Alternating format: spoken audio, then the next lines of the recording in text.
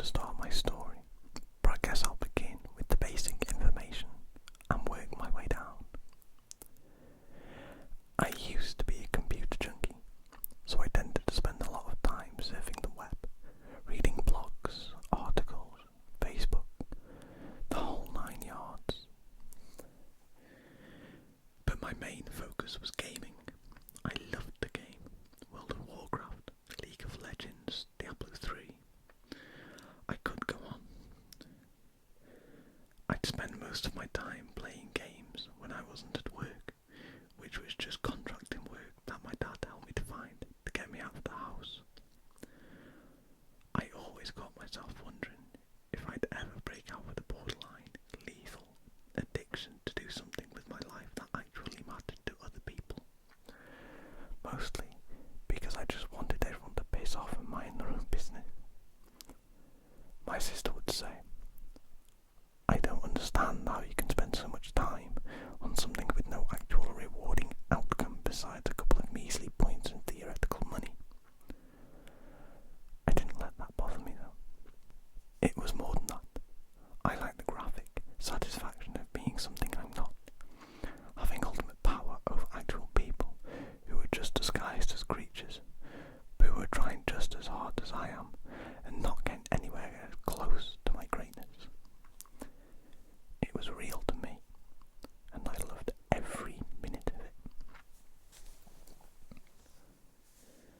I never thought that one day I would throw my computer away. And not just throw it away, throw it so hard into the dumpster, it shattered, sparked, and caused it to catch fire. Just thinking about it brings me anxiety. I trust right now my once very expensive custom designed computer is sitting somewhere destroyed in a landfill collecting trash scum. Good. A few months back, I upgraded my system. I had just downloaded a new MMORPG game, and I had to buy an entirely separate processor because I had modified my games so much. Plus I have multiple games on my system. I'll admit right here and now, I had done some dark things to get my computer to where it is. Nothing evil or inhumane, just illegal, okay? Normally, having several games will slow your game system down dramatically, but I wasn't having that. I'd spent all of my hard-earned money modifying systems so I could continue to reign power over all of the noobs and wannabes. I was king. I was to have the best system. Slow wasn't an option. I named my system Iquarus because it was my favourite name. It was an old name, and it was ironic to have a modern system with an old name. It was always my username, too, for many games. Granted, I almost never got just Iquarus for my username, so it was usually like Iquarus 320498112 or Iquarus King of Lands or something like that. My best friend Joel and I played together all of the time. We were both ranked up pretty high and were competing for a chance to play for actual money in a tournament. And a lot of money too. So naturally, we spent so much playing that eventually people began to worry about us. We were obsessed, hooked. The computer was our drug. Thank God we weren't using anything stronger than coffee. One day, I was in the middle of a battle. I had been going up for about an hour and a half. I was doing so well. I almost had it beat when a black dot appeared on the screen. It was like a giant pixel that decided to block the way of my health points. At first, I assumed it was a little glitch, but it wouldn't go away. I swore heavily at the spot, ignoring it best I could until eventually I lost the battle because it was in the way. I heard Joel swearing too,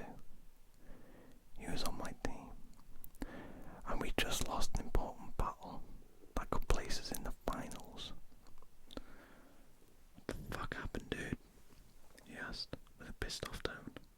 Goddamn glitch. I have to get Iquarus looked at. I called Geek Squad and had them take a look at Iquarus. Well, the tech said, your system is overheating. When's the last time you turned it off? I looked away with slight shame. Well, probably 2 or 3 weeks. The guy laughed. Gotta give her a rest, kid. You could ruin this beautiful thing if you don't turn it off once in a while. He was right. He said sometimes the screen can get damaged if overheating occurs, but it should go away in time. The next day, I turned the computer back on. The spot was still there. I felt myself get angry. That geek better be right, I thought. I paid $100 to give her a good look. But the spot never vanished. It stayed. In fact, the following day, it seemed to get bigger, only by a few millimeters. But it was noticeable. Fuck it, I thought, and logged into my game. I wasn't about to let a little pixel ruin my chances of winning a couple of $1,000. When I was on TeamSpeak, Joel gave a huge sigh. Dude, we're never gonna make it into the finals. We might as well just give it up. I was offended by his tone. The only reason we'd lost was because of me and the stupid fucking Dot. I wanted to win some money for being the best goddamn game king to exist. No, I said angrily. We're going to win this thing. Come on, Mum. We began battle. We were kicking ass. We almost had the fuckers beat again. Then Spot began to flicker. But not like you're probably thinking. The best way to describe this flicker is a slow, every 3 seconds flicker. Then once a second. Then once a minute. Then switching between dark red, black, white, and then almost like a blinding, glowing red. I thought I was going to lose my mind. My brain was flooded with hate thoughts towards the computer company. That's when I heard Joel say, fucking motherfucking screen's messed up. I guess Joel was experiencing some screen trouble too. Your screen's got issues too? I asked suddenly, glad I was no longer the reason of failure. You failed, appeared on the screen, and I overheard glass break on Joel's end. My guess was he'd thrown some kind of cup or bowl in a burst of rage. I turned away from the computer and put my hands through my hair. Damn, it was greasy. It must have been at least a week since I'd showered. Fuck this game, dude. My computer can't handle the graphics, and the pace of the programming is just too much, he said, sounding like he was moments from going mad. Let's try a different game. I grunted in approval, then turned and looked at the screen. I leaned in closer because I wasn't sure if I was seeing it correctly, but sure enough, it was there. The spot had multiplied, like chickenpox or poison ivy. It was spreading. I decided to ignore it, hoping it was some temporary glitching. I removed some other software games in hopes this would stop. For the next few days, I switched to another game and played with Joel a few hours a day, but Joel was slowly starting to distance himself from the computer.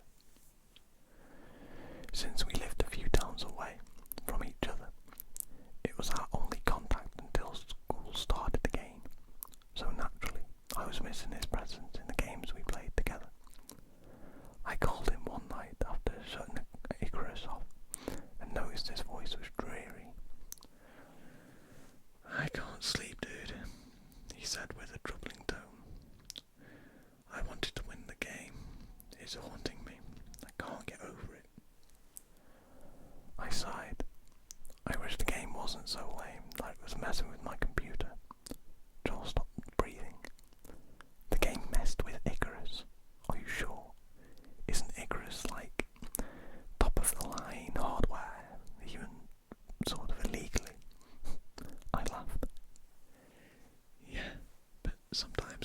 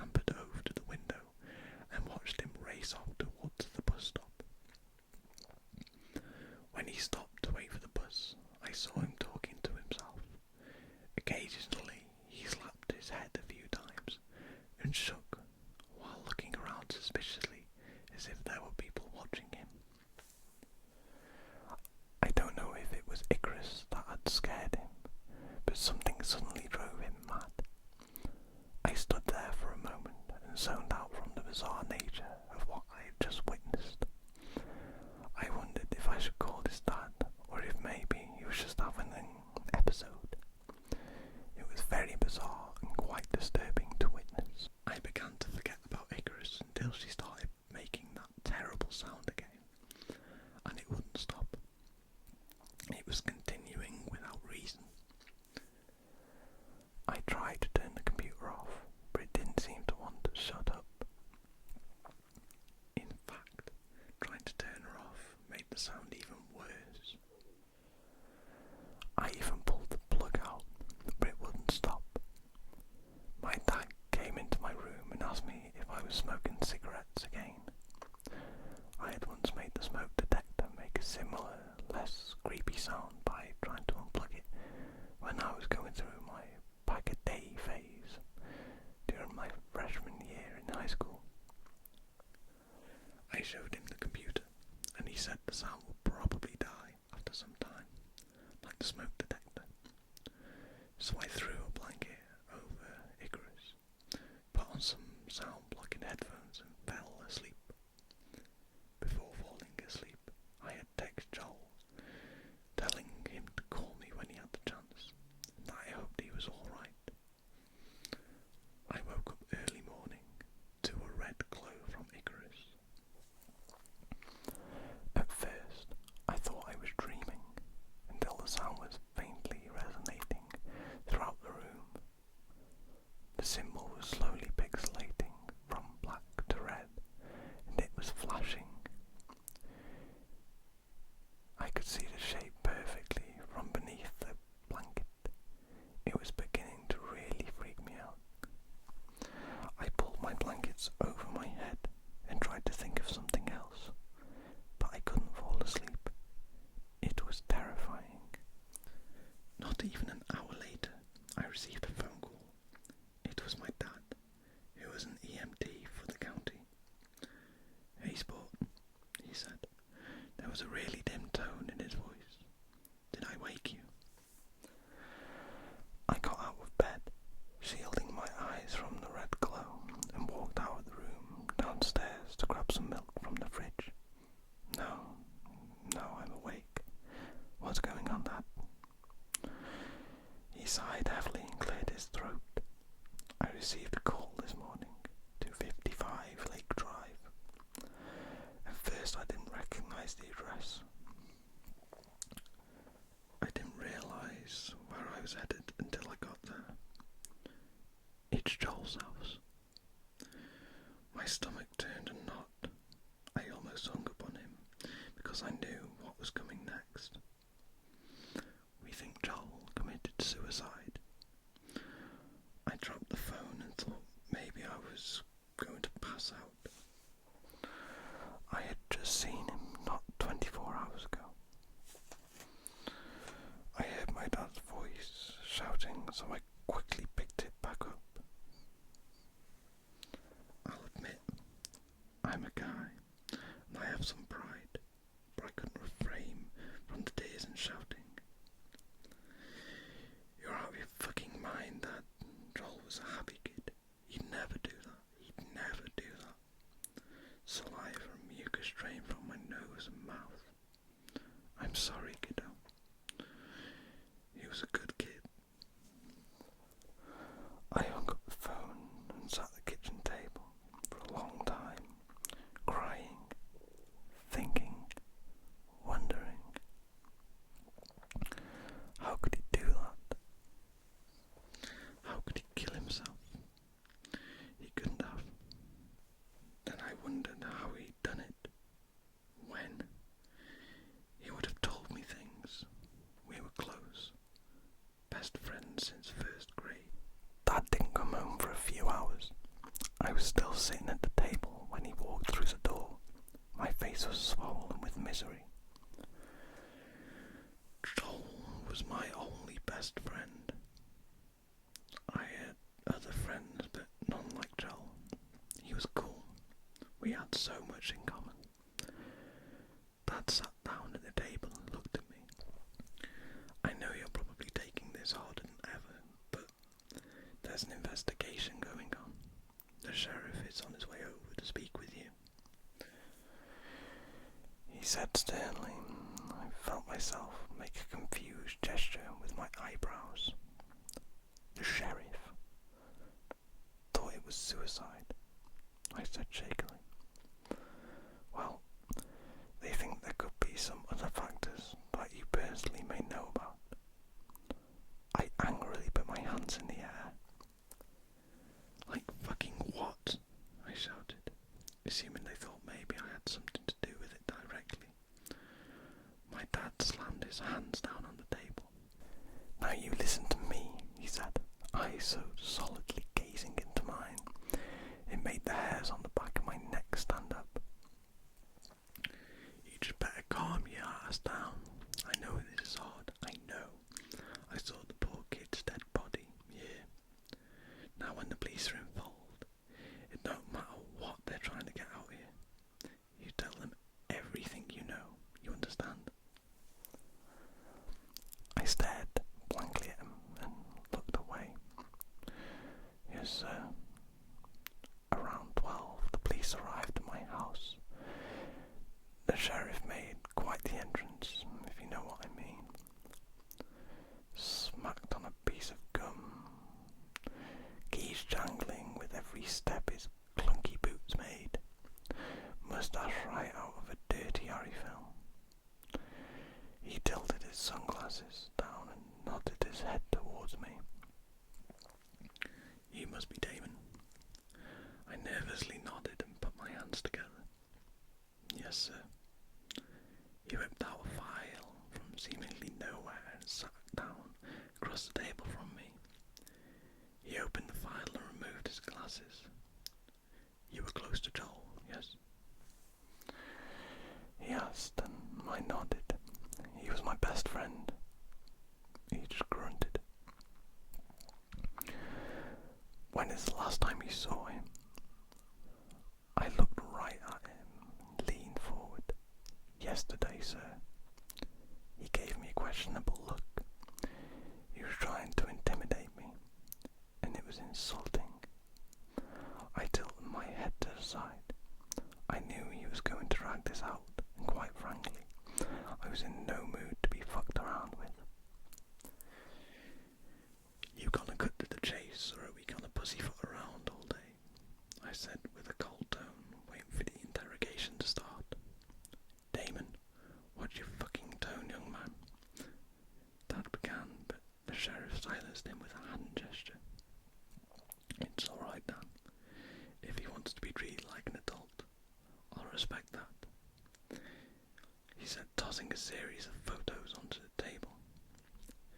Your friend brutally murdered himself in his bedroom at what we believe to be around 2 in the morning. My heart almost stopped at the sight of the photos. Red, bloody, terrible, horrifying. The sheriff stabbed a fat finger onto one of Joel's bloody face. He stabbed himself in the eyes, the ears, and finally the throat. He bled out within the hour. He said with a strong southern accent. We understand he was having some anxiety towards his obsessive computer use. Know anything about that? I held back my tears as long as manhood would let me, but it was only so long before the lump in my throat began to become so painful my voice was unbearable. He was upset about not being able to win a tournament, but I didn't know how obsessed he was, not to this extent. My tears couldn't be held back. I felt them fall and then winced when I realised I had fallen onto one of the photos. I looked down at the photo and felt my face go white when I realised I was staring at the same evil black pattern that my computer had displayed this morning. You done looking like you seen a ghost, young man. That photo mean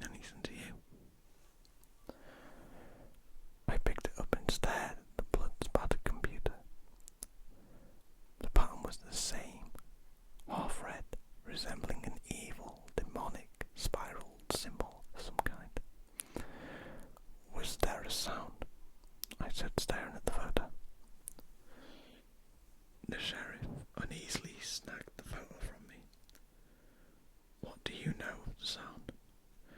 My dad and I stared at each other for a moment, then parted gazes.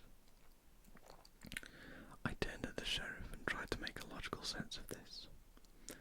I lied and told him Joe had mentioned it to me. I told him I was convinced it was some sort of potentially untraceable hacker and that Joel was just obsessed with this game, that perhaps he was slowly developing a mental illness. So when the virus spread into the only thing that was making his life worth living to him, he lost his mind. I'll never forget that night Joel came over and saw the same image on my screen. I wanted to mention it, but instead I kept it to myself. Dad suggested I get rid of Iquarus, so I did. I threw her in the dumpster and watched her catch fire, slowly burning her evil aura from hell. With a sound so awful you'll want to go deaf, a sight so horrible you'll want to go blind, and a presence so dark who knows what you'll do with yourself. I couldn't bring myself to post this online. I'm too afraid I will attract whatever it was again, so I forwarded this to a friend to repost. I will end this by saying demon, hacker, virus, whatever it was. It may still be out there. Please be careful. Rest in peace, Joel.